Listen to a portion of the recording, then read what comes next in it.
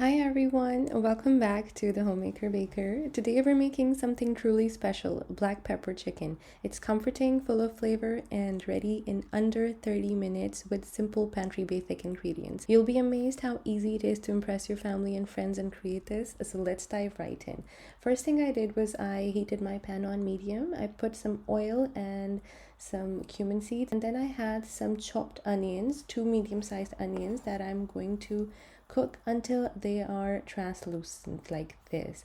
So once you are at this stage and the onions have changed their color and they're glossy and shiny and a little bit golden on the top, you're going to add in chicken. You can use chicken thighs and chicken legs, whatever you prefer. I have about 500 grams of boneless chicken breast. To that I have added half a tablespoon of ginger and garlic paste each, 1.5 teaspoons of salt. You can adjust this according to your taste. After this, you're going to need some black pepper. I have ground some fresh black pepper and I'm using around half a teaspoon of that. You can choose pre-ground black pepper, but use maybe a little bit more depending on how strong your black pepper is. After this, I'm going to add in some green chilies, 2 to 3 green chilies. If you like the heat and the flavor of green chilies, you can adjust the quantity and you can definitely add more. While I'm sauteing the chicken, I would love for you to subscribe to the channel and give this video a big thumbs up. After that, I'm adding in yogurt, about 2 to 3 tablespoons of whisked yogurt. Make sure that your pan is at medium-high heat when you do that so that the yogurt does not curdle. That's why we also whisk it, and you want to cook it till all the water evaporates and you have this thick, luscious, delicious masala.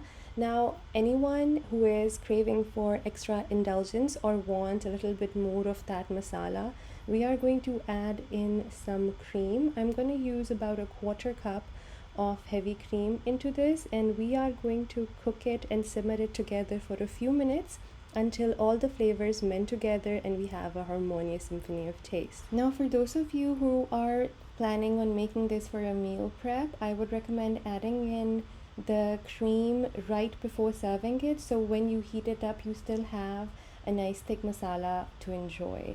And here you go, my take on irresistible black pepper chicken. I love how delicious it is, but it's also extremely customizable. You can tailor the spice level, the creaminess that would suit your preference, ensuring every bite is just the way you like it. Now, if you enjoyed this recipe, don't forget to like, subscribe, and hit the notification bell so you never miss out on my latest culinary adventures. Join the community of food enthusiasts, share your cooking stories in the comments below, and stay tuned for more delicious recipes to come. Until next time, the Homemaker Baker over and out.